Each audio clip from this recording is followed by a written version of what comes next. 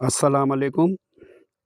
आइए दोस्तों, आज हम आपको मालेगांव से 30 या 32 किलोमीटर दूर गालना में एक किला है। आज उसकी हम तफसीली मालूमात देंगे। ये बहुत ऊंचाई पे किला है। आइए हम उसकी कुछ तफसीली मालूमात देते हैं। ये किले पे चढ़ने के लिए आपको यहाँ पर सीढ़ी मिल जाएगी। दोस्तों, बताते हैं कि ये किला लगभग 500 साल से लेकर 450 साल पुराना है। बहुत कठिन चढ़ान है यहाँ की।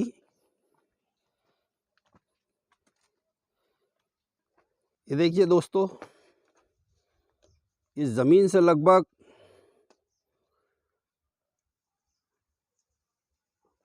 1000 या 1500 फुट ऊपर होगा। अभी हम वहाँ पर जा रहे हैं। देखिए दोस्तों, ये पहला गेट है किले के ऊपर जाने के लिए। ये पहाड़ों के ऊपर बना होने की वजह से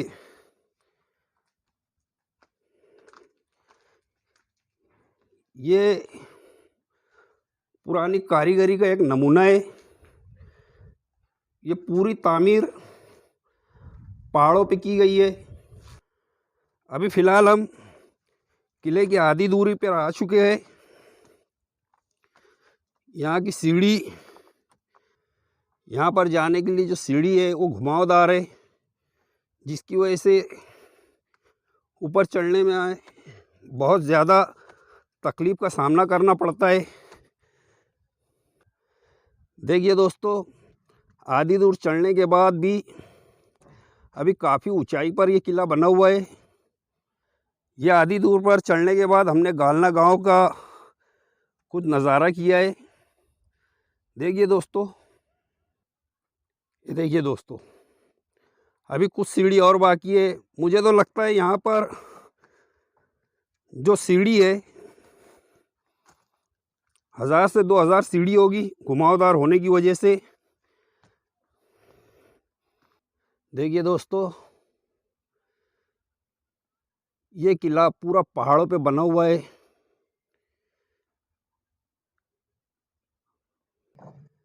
ये दूसरे गेट के पास आ चुके हैं हम। दोस्तों, बहुत ऊंचाई पे ये किला है।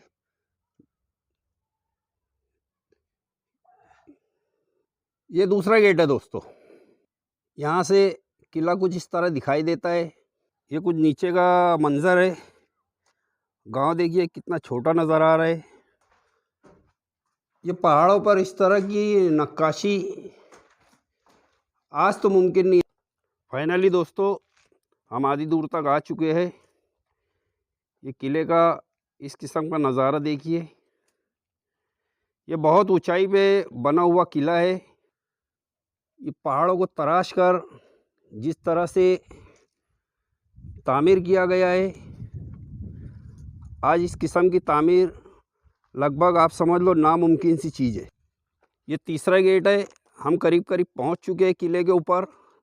तीसरा गेट पार करने के बाद हम किले पर पहुंच जाएंगे। ये इतने ऊंचे पहाड़ पर इस किस्म की तामीर आपके दिमाग को हैरान कर देगी। देखिए दोस्तों,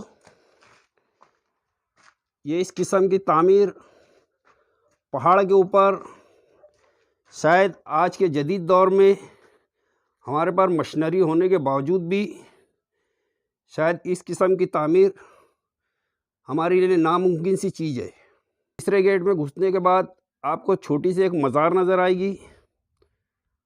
हज़रत सैयद यूसुफ की, जो इस किले के कोतवाल साहब थे। ये किले का चौथा गेट है दोस्तों। यह हम पूरी तरीके से किले के ऊपर आ चुके हैं। ये किले के ऊपर से गांव का मंजर इस तरह नज़र आता है। देखिए दोस्तों, तामीर फ़न पहाड़ों पे इस तरह की तामीर लगभग नामुमकिन सी चीज़ है, मगर ये हमारे पुराने जो लोग थे, पता नहीं अल्लाह पाक ने इनको किस किस्म का दिमाग दिया था, जो इस तरह से तामीर पहाड़ों पे करी गई है। देखिए दोस्तों, ये पहाड़ों पे किस किस्म की कारीगरी की गई है। अभी थोड़ा और बाकी है जो हम किले के टॉप फ्लोर पर पहुंचेंगे। आप हमारे साथ बने रहे दोस्तों, हम इसी किस्म की मालूमात आप तक पहुंचाते रहेंगे। दोस्तों फाइनली हम ऊपर आ गए। ऊपर जो किले का मंज़र है कुछ इस किस्म का है। ये यहाँ पर पहाड़ों पे कुआं, ये आपको कुछ अजीब सा लगेगा, मगर यहाँ पर बाकायदा कुआं बना हुआ है। अब पानी कहाँ से आता था, कैसे आता है, इसकी कोई नॉलेज हमारे पास नहीं है, मगर ये कुदरत का एक अजीब सा नमूना है कि पहाड़ों के ऊपर कुआं बना हुआ है। इस कुएं की तफसील हम नीचे जाकर लेंगे, आप हमारे साथ बने रहो। ये किले के ऊपर मस्जिद बनी हुई है। मस्जिद दोस्तों ये बहुत खूबसूरत मस्जिद आज भी बनी हुई है। मस्जिद के बारे में बता दूं दोस्तों, ये 450 साल से भी ज़्यादा पुरानी मस्जिद है।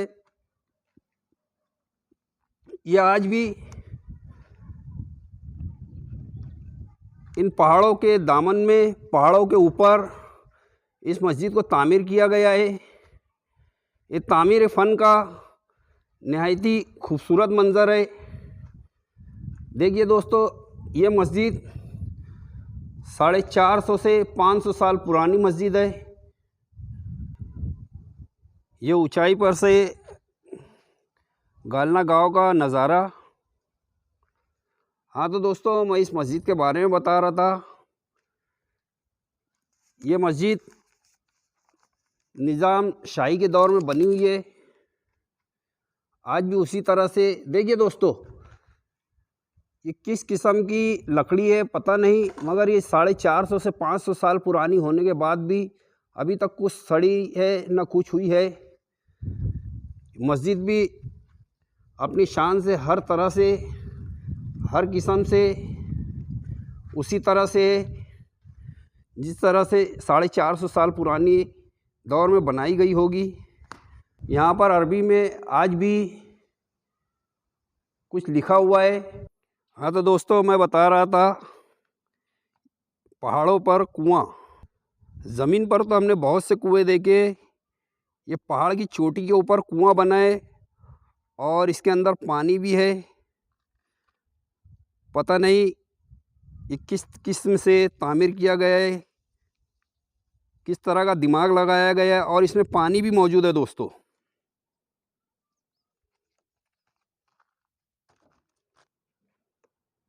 ये किले के ऊपर की दीवार, ये भी पहाड़ों पे बनी हुई दोस्तों।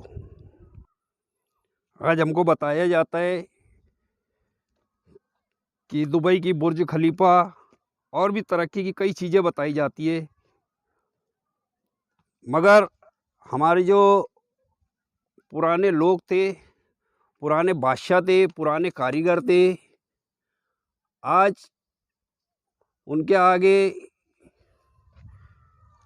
ये जो बुर्ज खलीफा या फिर है तो एफल टावर या क्या क्या चीज़ें बनाई है, ये आज के जो इंजीनियर है मशीनरी से या किसी किस्म से इन्होंने इन सब चीज़ों को तामीर किया है। मगर इन किलों को देखते हुए जो हमारे पुराने कारीगर थे, पुराने बादशाह लोग थे, उन्होंने जिस किस्म से अपनी कला को छोड़कर गए हैं, आजकल के लोग या आजकल के इंजीनियर भी इस किस्म की तामीर शायद ही कर पाए दोस्तों। इस किले पर कभी किसी बादशाह ने हुकूमत नहीं की। ये किला सिर्फ और सिर्फ अंग्रेज, पहले निज़ाम शाही चली यहाँ पर, फिर आदिल शाही, और फिर मराठा और अंग्रेज़ों के बीच में यहाँ पर कई जंगें हो चुकी है। यहाँ पर एक के बाद एक सिर्फ किलेदार आए हैं, कोई बादशाह ने यहाँ पर आकर कोई हुकूमत नहीं की है। यहाँ पर सिर्फ और सिर्फ किलेदार, जिसे आप गवर्नर आज की तारीख में भी कह सकते हैं, यहाँ पर हमेशा किलेदारों ने इस किले की सेवा की है। सबसे ज़्यादा अगर यहाँ पर किसी किलेदार की हुकूमत हुई है तो वो निज़ाम शाही है। निज़ाम शाही के दौर में अफलातून खान जो निज़ाम शाही का किलेदार था, उसने यहाँ पर बहुत ज़्यादा तामीर की है। जो 1562 से 1563 के बीच में यहाँ पर तामीर के लिए लग चुका था। फिर 1566 और 67 में, फिर 1569-70 में अफलातून खान ने इस किले पर बहुत सा काम किया है।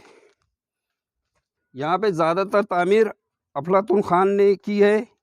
उसने उस टाइम के जो इंजीनियर थे, हुशी सिराजी और हकीम गालिब खान, उन्होंने इस किले को तामीर करने में बहुत अहम रोल अदा किया है। ये उस टाइम के आप इंजीनियर भी बोल सकते हैं।